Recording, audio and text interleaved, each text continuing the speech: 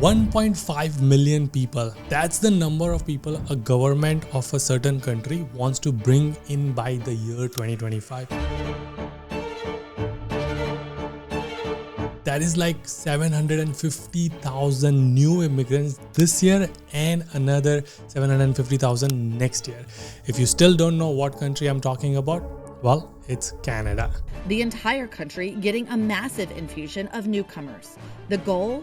Bring in 1.45 million immigrants by 2025. But why is Canada really doing this? You see, for years, Canada has been trying to attract permanent residents, those who can live and work in the country indefinitely but aren't citizens. In 2023, they welcome roughly 470,000 permanent residents, the highest ever. One of the reasons is Canada, like many Western nations, has an aging population and a lower birth rate. This means if the country wants to grow instead of shrink, it needs to bring in immigrants. And even more importantly, Canada stands out in the Western world for its focus on economic immigration. Now, what do I mean by that?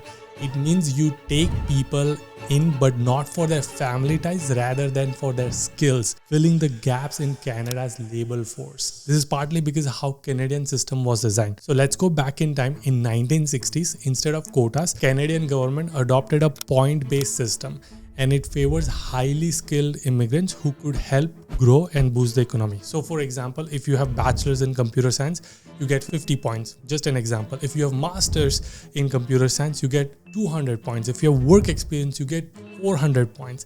So on. So it's based on your skills, you gain some points, and based on those points, you get the permanent residency, which is mind-blowing. Comparatively, the UK welcomed just over like quarter of its permanent residents for economic reasons, while US grants only about 20% of the green card based on the economic factors. Both countries aim to increase the ratio, but they often require employer sponsorship for most economic immigrants. But the story is completely different in Canada. In Canada, a job offer can count towards your total point, but it is not necessary. And that is also where today's sponsor Mob Squad comes into the play. They've got your back, especially if you're a tech professional that's been struggling to secure H-1B visa in the US. I know a lot of you are my audience who's in United States. Whether you are on the last leg of your STEM OPT extension visa, or for some reason you can't renew your H-1B, or you're stuck in the very long green card queue, Mob Squad can help you either ways. They will team up with your current company, hire you as a Mob Squad employee, secure your expedited Canadian work permit, relocate you, settle you in Canada. Not only just you, they will help you and your family both become the permanent residents. The best part, they handle all the nitty-gritty stuff behind the scenes, so you can focus on what you do the best, which is working with your company and growing your career. With Mob Squad, you can obtain your work permit in just 4 to 6 weeks, which is crazy, and permanent residency in as little as 6 to 12 months, way faster than obviously wait times in US. Now, if you're interested in moving to Canada, I would highly recommend to check out the link in the description. Mob Squad is an amazing company. You can get on a call with them and they'll explain the whole process as well. Now, let's get back to the topic of Canada. Like, why would you want to move to Canada? What is the reason behind it? First off, the weather.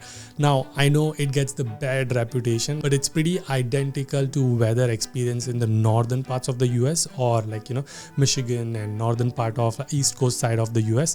It varies depending on where you live, but in general, summers are warm and winters are manageable. There are obviously some areas in Canada where the winters are really harsh. And if you are into like sightseeing and love nature, Canada got you covered with its diverse landscape, perfect for tourism, from majestic Niagara Falls to the historic charm of Old Quebec.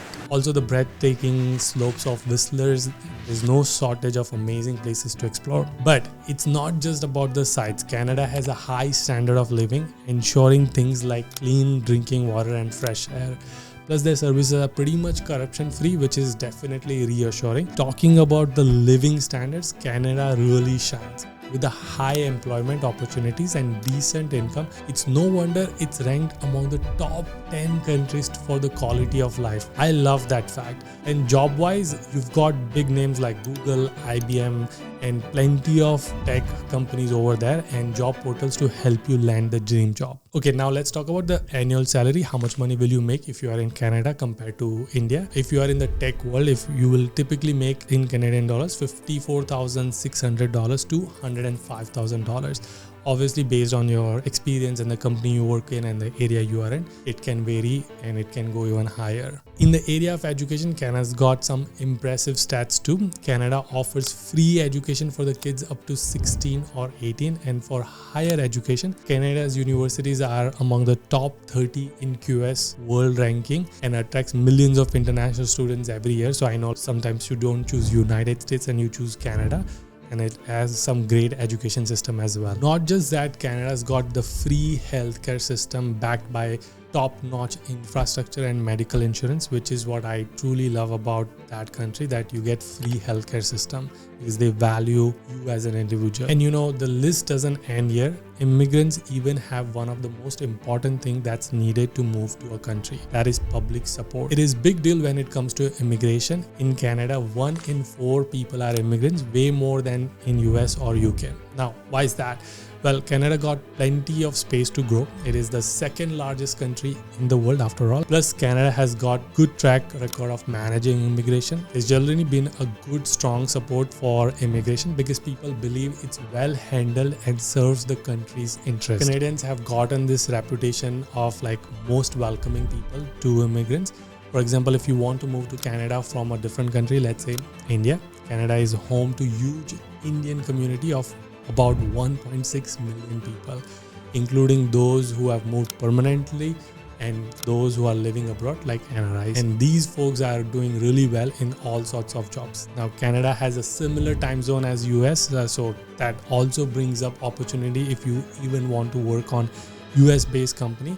And potentially if you want to come back to United States, you can come back on TN visa, which is mind-blowing. All in all, if you are someone looking to settle in a different country, Canada might be a pretty solid choice. And I'm pretty sure you wouldn't want to miss out on the opportunity to fulfill your North American dream by moving to Canada. So if you're a tech worker interested in moving to Canada and enjoy the perks of Canada, check out Mob Squad because they will help you get there way quicker than you think. And also, if you enjoyed this video, I guarantee you want to watch this video.